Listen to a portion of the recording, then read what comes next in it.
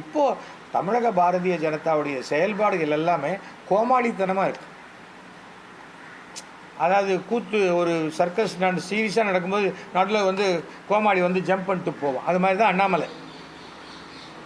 எதுக்கு அவர் வாயை திறந்தா போய் செருப்பு போட்டுக்க மாட்டேன் இனிமே அப்படிங்கிறது, அப்புறம் ஷூ போட்டுன்னு போகிறது, அப்புறம் இல்லாட்டா கால் தெரியாத எடுக்க ஃபோட்டோ அப்படிங்கிறது, இல்லாட்டா அந்த டேபிளுக்கு கீழே ஒரு துணியை போட்டு மறைச்சிக்கிறது. என்னத்துக்கு? யார் ஒன்று கேட்டாங்க? இந்தியாவில் செருப்பு போடாதவங்க எத்தனை பேர் இருக்காங்க? கொதிக்கிற தார் ரோட்டில் வெறும் காலோட நடந்து போகிறவங்க இருக்கான். என்ன பெரிய நீ செருப்பு போட்டுக்கலன்னு என்ன ஆகிடும்? இதெல்லாம் சும்மா ஏமாத்து வேலை. நிறைய பேர் சொல்லுவாங்க அண்ணாமலை பாஜக தலைவராக இருக்கக்கூடாது. எனக்கு பொறுத்தவரைக்கும் அண்ணாமலை அரசியலே இருக்கக்கூடாது. அரசியலுக்கே தகுதி இல்லாத ஒரு ஆள் தான் அண்ணாமலை. எந்த எந்த எந்த கட்டுப்பாட்டுக்குள்ளேயும் வராத ஒருத்தர். யாரை வேணா இவர் விஜய்க்கு அட்வைஸ் பண்ணுறார். இவரே டெபாசிட் போன எத்தனை இந்த 40 சீட்டில் எத்தனை இடத்துல டெபாசிட் போச்சு? நான் சொன்னேன் 40 சீட்டும் தோக்கும் பிஜேபின்னு. அப்போ எல்லாரும் அண்ணாமலைக்கு நான் என்னமோ எதிர்னாங்க. என்ன பூத்தை வளர்ப்பதற்கு உண்டான எந்த முயற்சியும் எடுக்காத எந்த கட்சியும் வராது.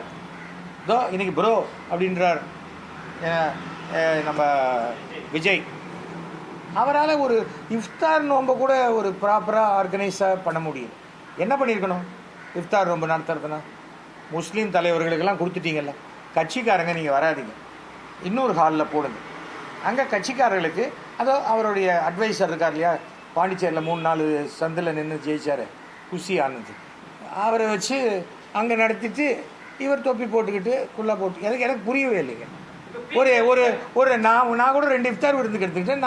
நானாக தான் இதே விபூதி குங்குமத்தோடு போனேன். அந்த நோம்பின் முறையை அதை நான் பாராட்டுறேன், அதை மதிக்கிற மாதிரி போகிறேன். நான் உடனே அப்படியே நான் முஸ்லீமாக மாறி போகணும்னு முஸ்லீமும் நினைக்கல, அவங்க நம்பவும் மாட்டாங்க.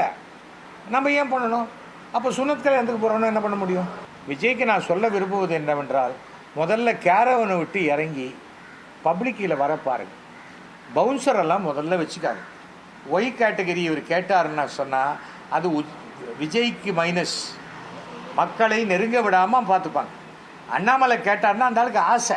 போலீஸில் அவருக்கு கீழே கான்ஸ்டபிள்லாம் சல்யூட் அடிச்சாச்சு, இவர் பல பேருக்கு சல்யூட் அடிச்சாச்சு, நமக்கு சல்யூட் அடிக்க ஒரு 10 பேர் கவர்மெண்ட் கொடுப்பாங்களேங்கிற ஆசை. அண்ணாமலை என்ன நேர்மையானவர்? நான் நேர்மையானவன்கிறார். அப்புறம் எதுக்கு செங்கல் சூளையில் போய் ரெய்டு வந்தது?